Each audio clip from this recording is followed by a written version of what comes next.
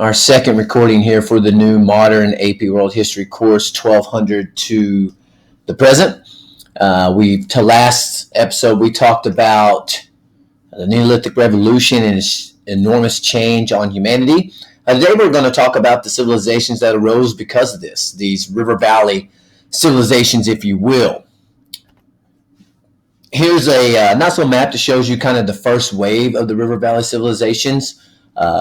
We talk about Mesopotamia first as being some of the first cities in history, the first civilization in history. Egypt, you're more familiar with here in northern Africa. The Chinese, the Shang dynasties on the Yellow River. And then you get some other ones like New Guinea and the early peoples in Mesoamerica and stuff. We're not going to focus on them quite as much as we are here. Because obviously these came much earlier than these here, because it took a while for humanity to make it there. Okay, so keep that in mind. Second wave classical empires, we'll talk about them a little bit later and what's the same with them and what's different. And that's your Romans, your Greeks, your Persians, some really awesome and fun topics there. But let's focus a little bit quicker on our river valley dynasties here. Okay, so urbanization is a key term that you have to know, and it's one that we'll hit again later on in world history. And this was movement to cities. Remember, cities have a lot to offer. Things to do, food, occupations, jobs besides farming. In Mesopotamia was, you should write this down in your notes that you're taking right now. Mesopotamia arose in between two rivers, the Tigris and the Euphrates River. And you can see those here. And the first political alignment for the Mesopotamians was city-states. Essentially, all that meant was you had a city, and it controlled itself and the farmland outside its walls, and that it did trade with other city-states.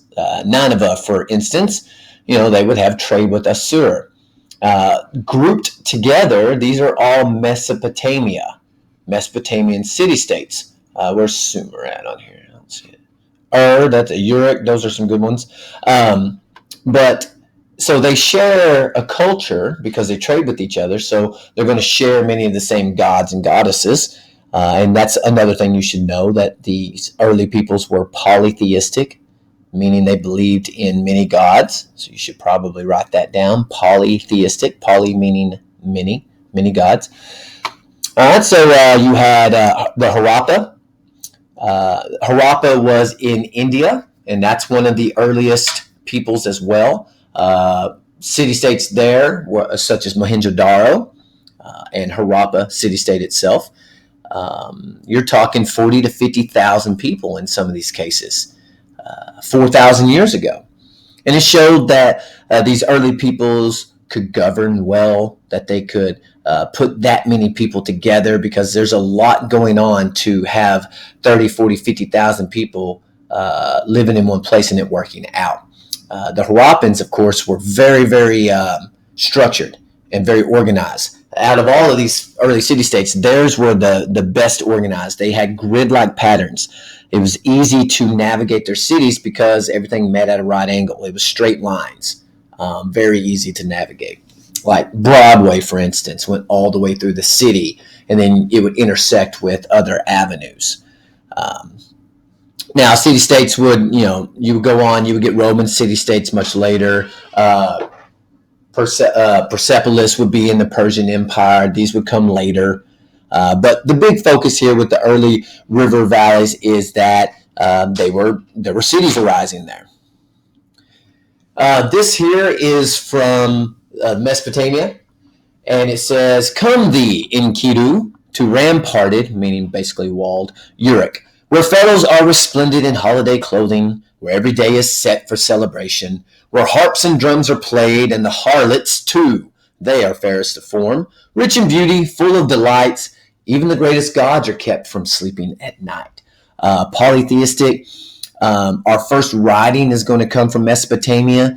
The city-state that first created writing, you should know, was the Sumerians from Sumer. They using clay tablets. They came up with the writing style, and they created these gods and goddesses and heroes and all that good stuff. One of the most famous heroes was Gilgamesh, and there's some pretty cool stories and cartoons based off of Gilgamesh. He's pretty fun, kind of like a sort of a Hercules type, but much earlier than the Greeks. Another common aspect of river valley civilizations, of course, was social hierarchy. This is something you didn't have in the Paleolithic society. Everybody was pretty much the same. There weren't really truly leaders. There certainly were no nobles because they didn't have property. When we began developing villages and towns and cities, people began having stuff. And with that accumulation of stuff, we started seeing a social hierarchy form. These are divisions or inequalities within a society. You recognize these today. Specialization led to these inequalities. Certain trades, if you were a weaver, you probably make more than the person shoveling poop after the cows. All right, and you may rise up if you're a merchant. You may rise up and one day become a noble person because you've acquired so much money. Early on, especially, most of the noblemen were people who owned land. Because that was the best source of money. So noblemen owned land, and commoners, peasants, they worked that land for them, and it made them rich. The law codes reflected inequality. The most famous law code of the early days was the Code of Hammurabi, where you get the famous saying, eye for an eye, tooth for a tooth. Now, it was important. It had written law, and that was nice because, if there was a dispute, you could go to the law code and say, well, this is what it says happens in this event. But by examining these law codes, which we'll probably do in class, you can see that they were biased against poor people. That if a poor person did something to a rich person, they were punished quite significantly.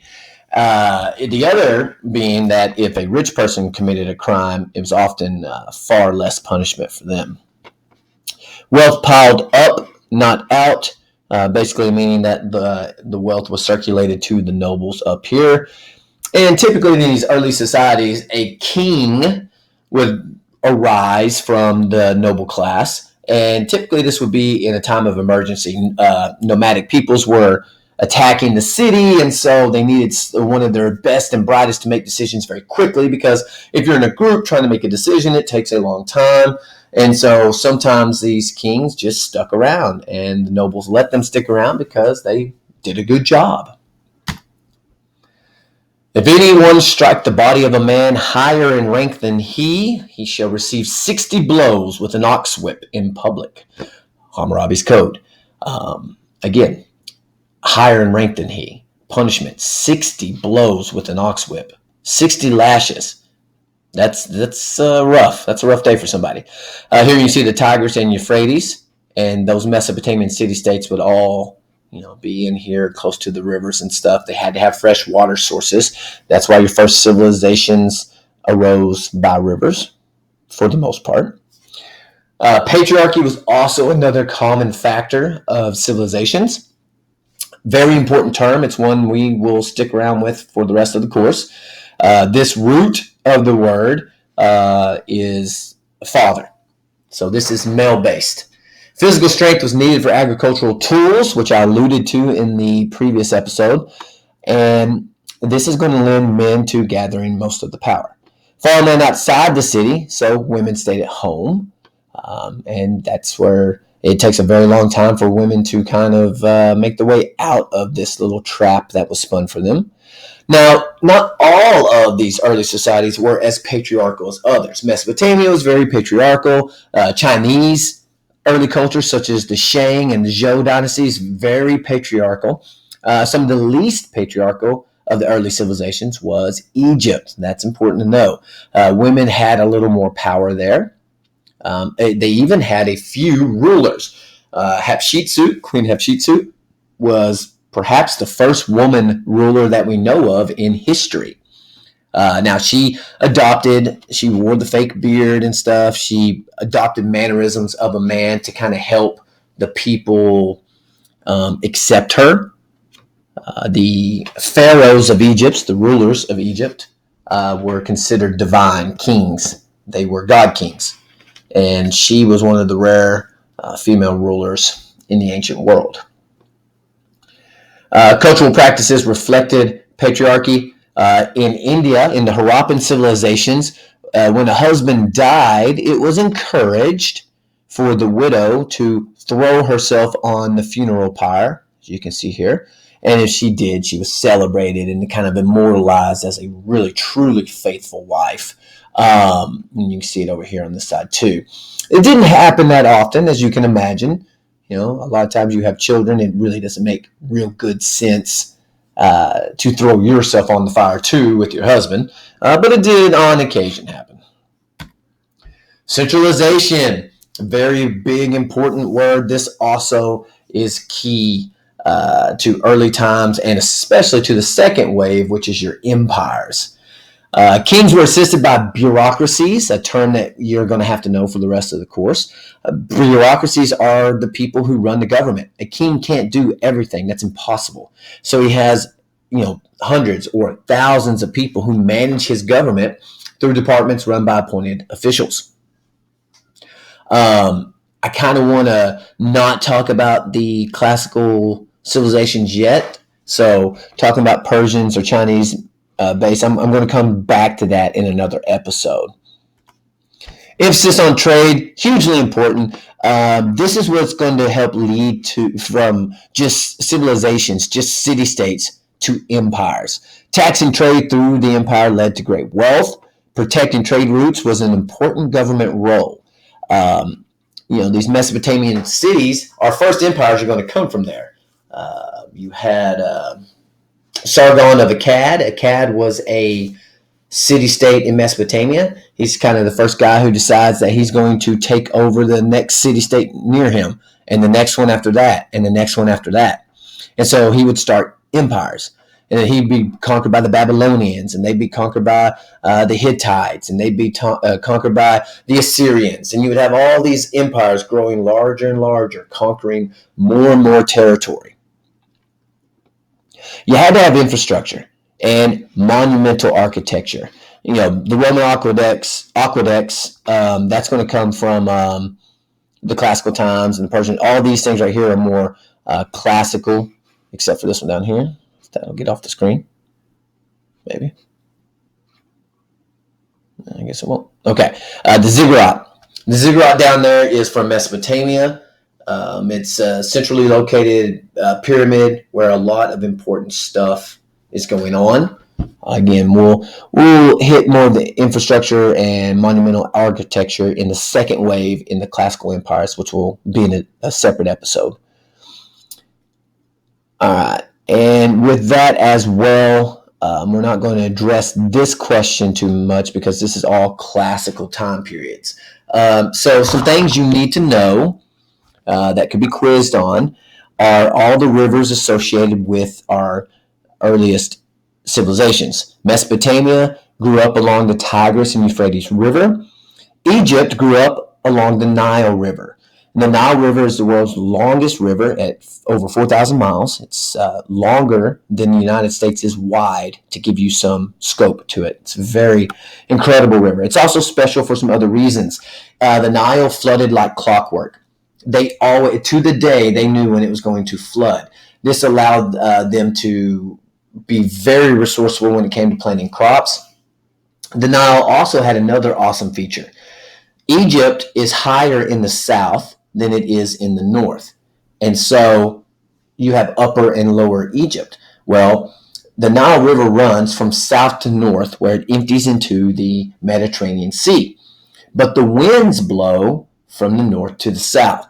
So using the sail, which is another important human innovation, they could sail against the current by using the winds and then turn around on their trip back and just put the sail down and use the currents. And so the Nile meant that the Egyptians could trade, and they became very wealthy. They got gold and ivory and a lot of good things that weren't native to their area, and they imported them in. And so very important, the Nile River. The Harappa civilization in northwestern India, it arose along the Indus River. You should know that, the Indus River. And then the Chinese, their first civilizations arose along the Wanghe, or the Yellow River. The first dynasty being the Xia dynasty, which was later replaced by a little bit larger, more powerful Shang dynasty, which was in turn replaced by an even larger and more powerful Zhou dynasty.